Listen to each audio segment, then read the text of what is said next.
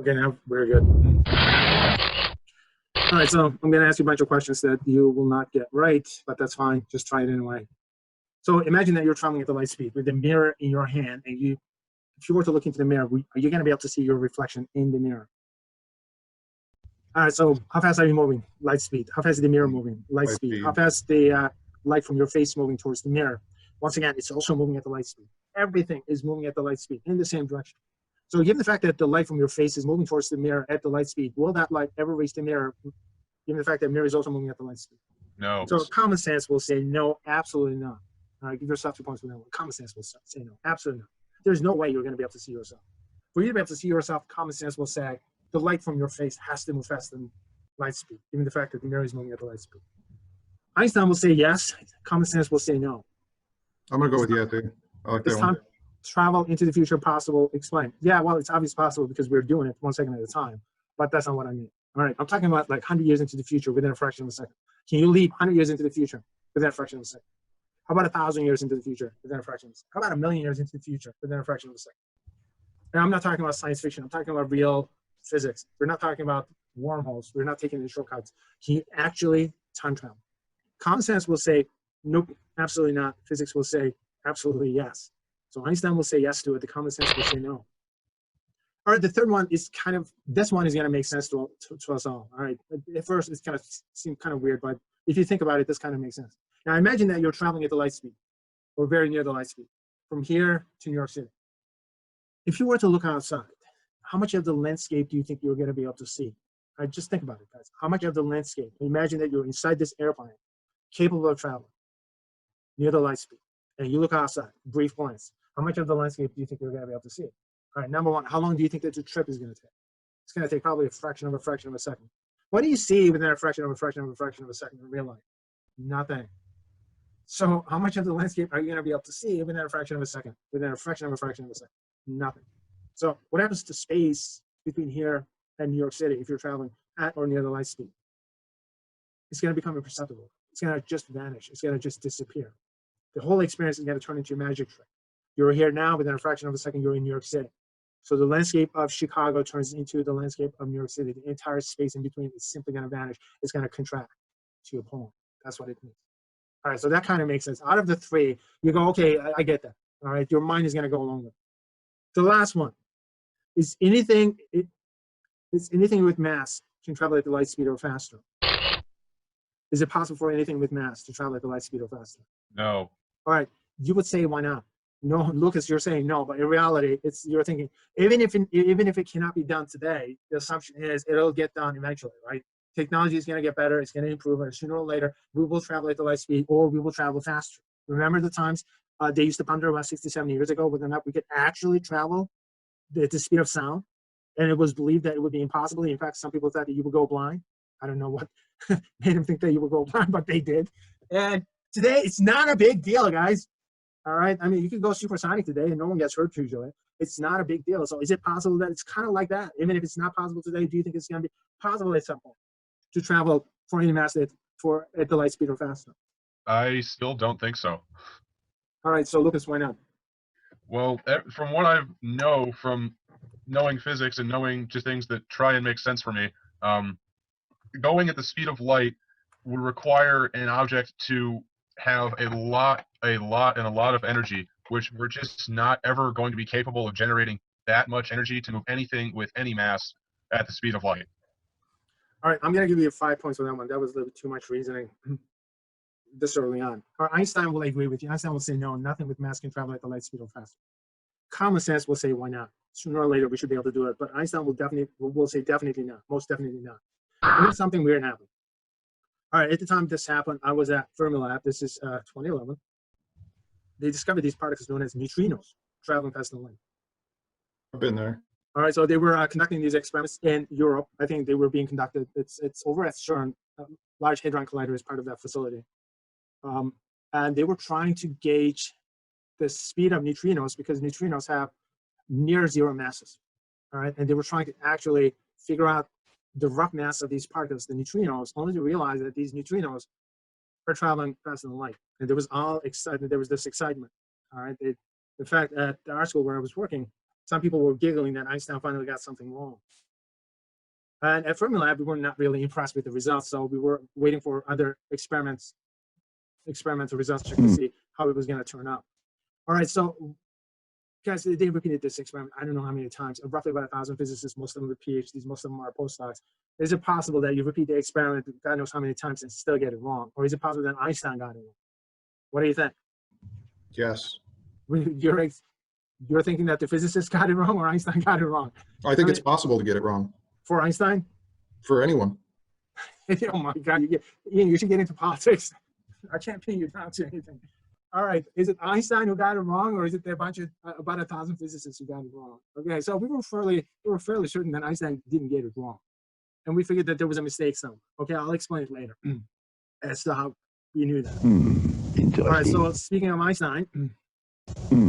Interesting. Coca-Cola or Pepsi-Cola? I don't know when this froze. All right, let's get back. Interesting. Coca-Cola or Pepsi-Cola? Oh, that's actually interesting. Interesting. That is weird. Interesting. Coca-Cola or Pepsi-Cola? All right, is it Coke or is it Pepsi? Which one is better? All right, guys, 50% of you guys will say Coke, 50% of you guys will say Pepsi, roughly. That's the way it usually goes. All right, so those of you guys who think that Coke is better, I agree with you. So give yourselves 5 points on that one immediately because you got it. And those of you guys who think Pepsi is better, I mean, your presence in this Zoom meeting really offends me. Let me put it that way, all right? So Coke is definitely better than Pepsi. A paradox. While molecularly similar, they logically seem to offer two possibilities. Of course, you must invariably arrive at one and only one correct choice. And the correct choice is Coke, right? Damn, Einstein, he picks the wrong one again. So those of you guys who pick Pepsi, give yourselves 5 points as well. Guys, there's no such thing as the right choice, right taste. All right? Taste not relative. No brainer. Guess what? What else is relative? Evidently, the way we experience time is also relative. The way we experience space is also relative. This is known as special relativity. A theory that Einstein came up with in 1905. Okay, it's called special. And this special is used in the politically correct sense. All right? Special means limited in this case. It's limited to motions near the light speed at constant velocity, which means that you don't get to speed up, you don't get to slow down, or you don't get to change direction. And you're going to be moving very near the light speed. All right, so everything that we will discuss is not applicable to our lives. If I'm driving at 60 miles per hour in a straight line at a constant speed, relativity is not something that I would experience or you would experience. All right, so you need to be moving very near the light speed for this to be accurate. So it's going to be motion near the light speed at constant velocity. It's a special case of motion. Hence the reason why it's called the special motion. Speaking of motion, the general definition of motion from classical physics is a displacement of mass in time and in space. So, which means that something is going to happen to mass, something is going to happen to time, and something is going to happen to space while you're traveling. Everything goes back to this question that Einstein came up with when he was 16 years old. He was a high school student when he was studying electromagnetic wave theory that Maxwell came up with. Remember Maxwell's derivation. Light was moving at the light speed relative to a reference point P. So Einstein was thinking, what would happen if that reference point is also moving at the light speed? What would happen? So that question got translated into this question that we've been dealing with. What if you're traveling at the light speed with a mirror in your hand? If you were to look into the mirror, would you be able to see your reflection? Well, for you to be able to see your reflection, what needs to happen is the light from your face, from your nose in this case, has to reach the mirror first. So you will see the reflection. Here's your nose. Here's the reflection of your nose. Here's the nose hair sticking out. Here's the reflection of the nose hair. All right, that's it. So the light from your face has to reach the mirror first. So given the fact that your face, the light, and the mirror are moving, all moving at the same speed in the same direction, will the light ever reach the mirror?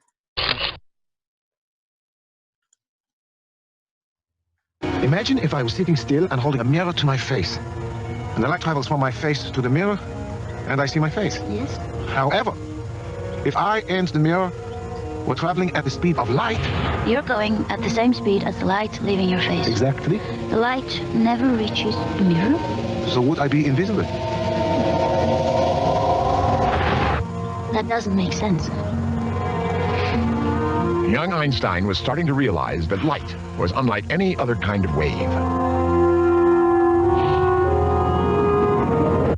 So something is weird about this question because you can actually answer this question 2 ways. And physics allows you to come up with 2 different conclusions. And both conclusions are equally valid.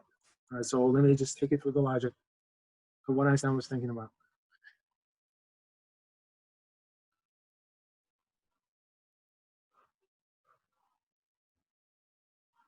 One conclusion is the commonsensical conclusion.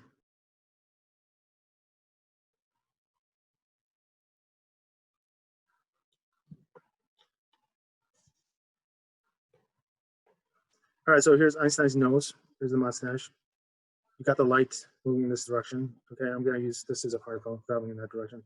Let's place the mirror right here. All right, so the mirror is moving in this direction at the light speed.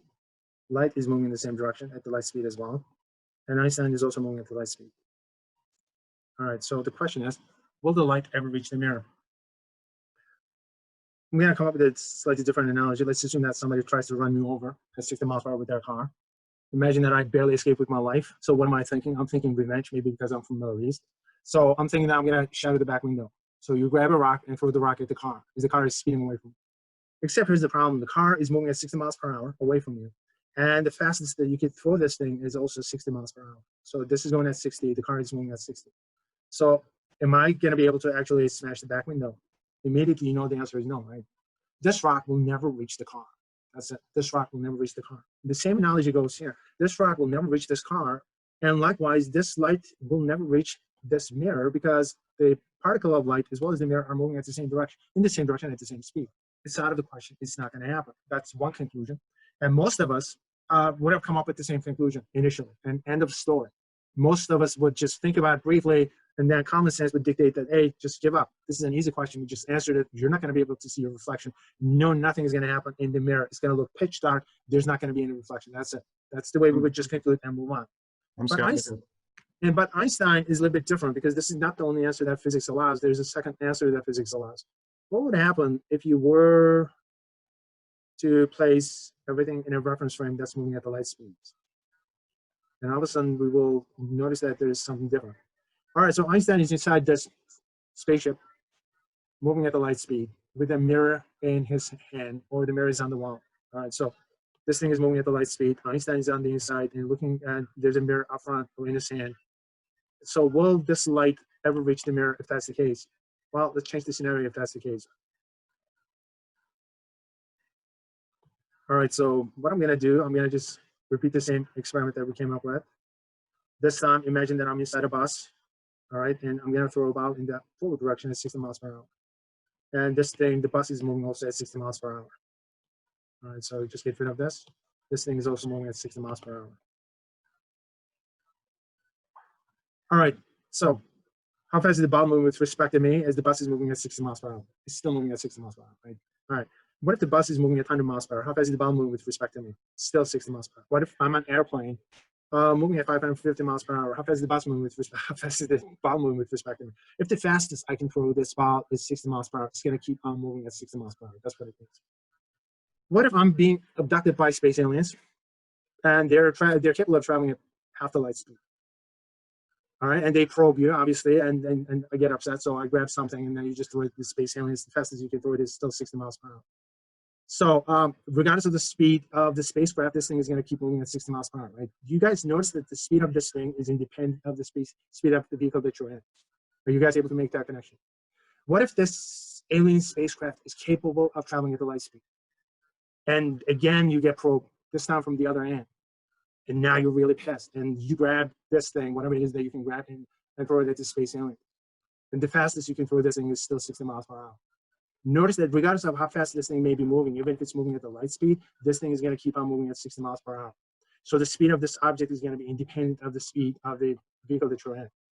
So once you make that connection, the rest is actually straightforward. When you go to the bathroom, do you see your reflection in the mirror? Yes or no? Yes. When you're driving at 60 miles per hour, do you see your reflection in the mirror? Depends. Yes. Yes, immediately, right? If you're on an airplane traveling at 550 miles per hour, when you look into the mirrors, do you see your reflection immediately, or does it just appear a short while later? It's immediate, right? Do you guys notice that regardless of your reference frame, and regardless of how fast your reference frame may be moving, light always moves at the light speed relative to you? You guys notice that? I mean, when the airplane is moving supersonic, you're still able to speak with people on the airplane, right? Relative to you, the sound still travels at the speed of sound.